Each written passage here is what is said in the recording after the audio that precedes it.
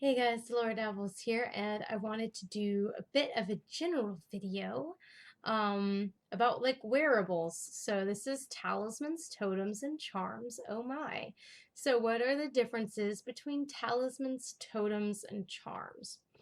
So talismans are usually ritually imbued for a very specific purpose.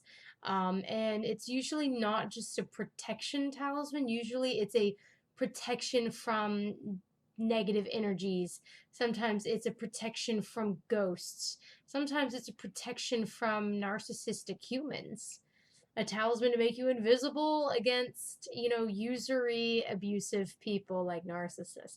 So, I mean, it's very, very specific, right? Let's talk about a little bit about what can a charm, I'm skipping to the end here. Um, what can a talisman be? Well, there are a lot of talismans and recipes for very specific talismans. So this one here I got from a witchy shop in New Orleans. It was Mary Laveau's House of Voodoo. I got this, oh gosh, my big ass nail is in the way. Um, I got this in high school. And was it high school or was it college? It might have actually been college, like my freshman year of college. And it's some kind of Solomonic seal that's supposed to be good for studying. And you're supposed to do something on a certain day, planetary days and then planetary hours, and then you do this ritual on that time. And I never activated it. So this is an unactivated talisman that has a very specific recipe for it, right? I don't know if that is actually like from the Solomonic magical tradition, or if it's some new age shit that was just on this piece of junk I bought. But there are legitimate recipes out there, and you really don't know until you give it a shot. So have an open mind, give things a shot if it's something that you're interested in. This could also actually make a really good talisman. You've got the Tree of Life and you've got the pentagram. Sorry, there's a piece of hair on my hand. It's got the Tree of Life and the pentagram, and it's not gonna zoom in a second time. Yeah, my camera gets stubborn like that. This could also be a talisman. You've got, just a nice little tree, a nice little pentagram. I like how there's like a little indentation.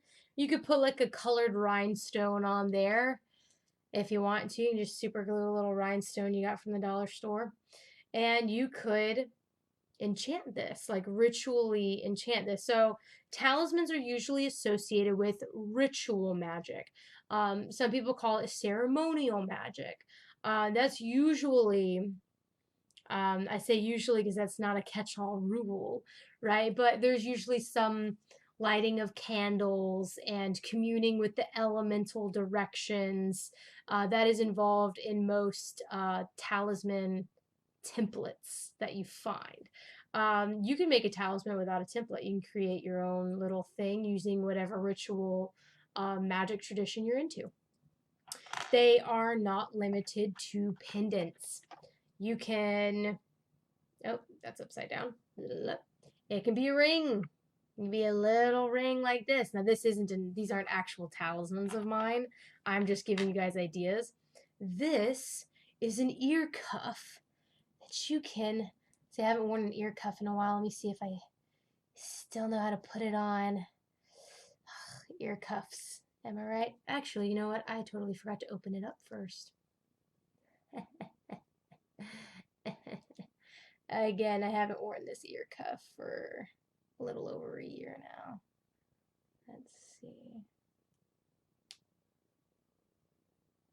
Oh, yeah, I'm so proud of myself. I just put on an ear cuff. Now, if only the moon wouldn't get stuck inside my ear.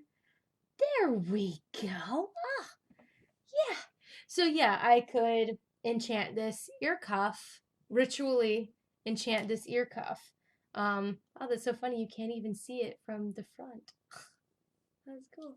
Because my hair's in the way. Yes, you could do that. It could be any piece of jewelry. It is usually again, a wearable. It's a wearable. You don't really see, tattoos are kind of, out of my expertise. So we're not going to talk about tattoos. This is mainly wearables. Now, although there is a rich history of ritual tattoos on this planet that you could totally do an entire YouTube video about, but I have no experience in that, so we're gonna move on from there. Totems. Totems is where shit gets fun. Totems are animals, like animal spirits. So it can be anything that has an animal on it, and there's no charm, enchantment, or anything that you put on this thing. It is about how you use that thing, right? So sometimes you wear a piece of jewelry because it's pretty. Sometimes you wear a piece of jewelry because, say, it is the spider, the weaver of fates, the weaver of the universe, you know. So this spider to me is kind of a reminder to me that I am the weaver of my own fate. It also makes me feel like I am in, you know, communion with the web of the universe, right? Like, I do believe that every little person is connected, all of our energies intersect here or there, you know. And I'm sorry that my camera's being funky right now. It's not wanting to, doesn't want to zoom in on me. Anyway, I guess I'll show you some close-ups of some other totems. So I really, really like the spider, but I also had a semi-recent vision involving a bear. So I was like, oh, that's really weird. I'm not into bears. And that was probably like the surest sign to me that I had, you know, communed with something that wasn't just a thought form of my own making. I was like, why a bear? Why was there a bear in this like cave I was visioning in? I don't even really like bears. So I Google it and it's like, oh, there are a lot of bear qualities that I need in my life. So I decided to make a bear out of clay. And you can make a totem out of anything that is around you. If you've been dreaming about a specific animal and you want a physical representation of that animal, and this isn't any magic woo woo at all, actually. This is kind of basic human animism here. If you have a vision of an animal, or you keep seeing an animal either in your dreams or in the physical world, maybe, you know, whether it's even on the internet or not. I mean, I'm not even going to say that, like, oh, if you keep seeing random posts about bears, that could be a thing too. I'm not going to tell you that that's not a thing, because that's not my place. But if you want a physical representation of that thing sitting on your desk to remind you, hey, you need to be like the bear, then you can make a physical representation of that animal, and that now makes it a totem, right? Or it could be a piece of jewelry you wear. My mother gave me this ring. It could be any representation of an animal. It can be, I scratched out this spider on a piece of clay, and that's enough too. It doesn't have to be a 3D representation. It doesn't even have to be a really beautiful representation. It doesn't even need to be made out of precious metal. This is a little cheap earring. I think I actually bought this from like Claire's or Hot Topic or something. It's a dragon. It's a little black dragon. And it's one of those earring cuff combos, you know, so you can be extra badass. Anyway, that could be a totem. That could be a dragon totem, right? Also, actual pieces of animals, right? So this is a gator paw. I saw this at a weird oddities store in Mobile, in oh gosh, I forget the name of it. But yeah, there's a little oddity store in Mobile right on Government Street, and I went in there, I saw this, I was like, oh, I have to do it. I have to get it. I love his little claw. He's like pointing specifically. Like it's even his little index claw. He went that way. Anyway, I like it. These are usually good luck along the Gulf Coast. And yeah, it's kind of cool. Now, this is the fun part where totems can intersect with charms. If I just use this as good luck, my little good luck gator paw, that's a charm, right? It's just a charm. Uh, if I were to use this as a totem, it would be, oh, okay, I need to be an aggressive hunter of what I want.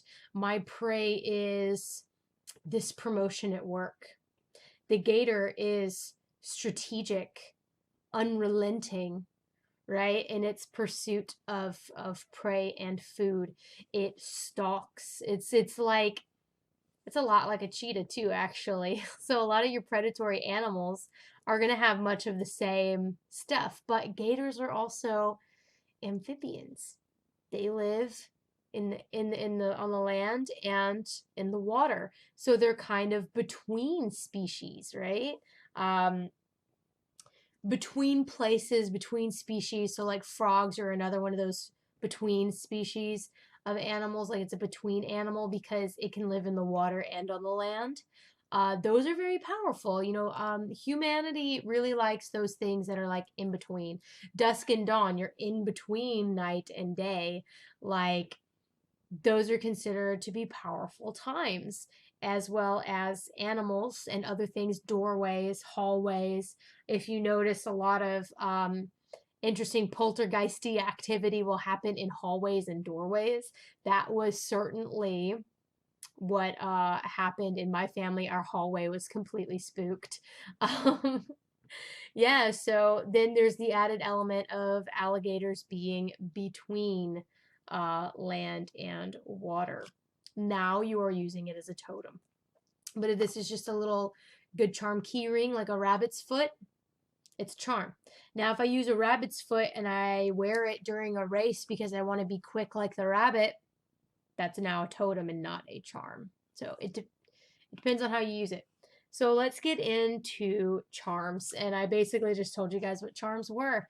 Charms aren't necessarily like imbued with something officially and ritually, but you charm something by giving it meaning. This is usually very broad general meanings, like usually good luck. What did I say about the gator paw? Good luck. What do we know about rabbit's feet? Good luck. Animal feet are considered to be good luck. That is a charm. It is just something that we believe to be true, and it's a widely held belief, and we assign that item that power, but we do not tell that item, like, hey, you are for good luck. You will bring me good luck. I'm going to light these candles. I'm going to call in the directions and the elemental directions. I'm going to imbue you with good luck. We don't do all of that. We just say, oh, rabbit's foot for good luck and things like that. That's not to downplay what a charm can be. A lot of people call talismans that are not ritually imbued with power charms. Now, while talismans are usually imbued with power in a ritual magic kind of situation, charms are usually what is considered folk magic, but I don't really like that. I think that a talisman can be charged using folk magic, and that is a talisman. I think to call a talisman imbued by means of folk magic and not ceremonial magic / ritual magic, they're both still talismans. They were just imbued using a different system. A charm is basically kind of a trinket.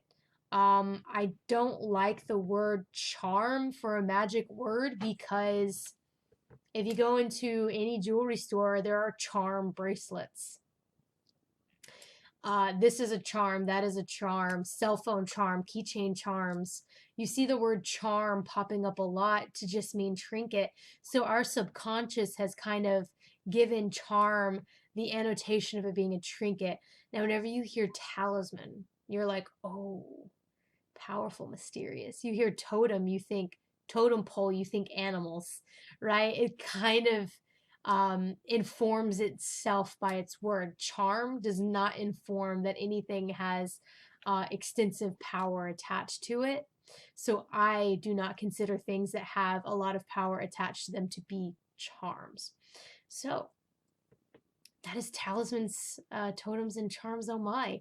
I hope that you guys enjoyed this video, and I hope that maybe we can start to actually assign a better language to these things and start using more precise language in our spiritual practices.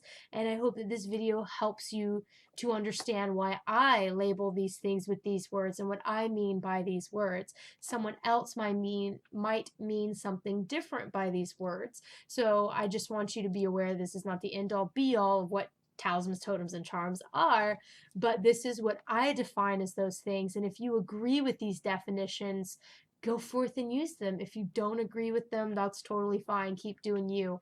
And I hope that you guys found this video helpful either way. If you have any questions or comments or any dissenting views, please put them in the comment section down below and be respectful. And I think that's everything. Oh wait, no, like this video, hit subscribe, blah blah. Now that's everything. And until next time, I almost messed up my own outro. Until next time, happy dabbling and bye bye.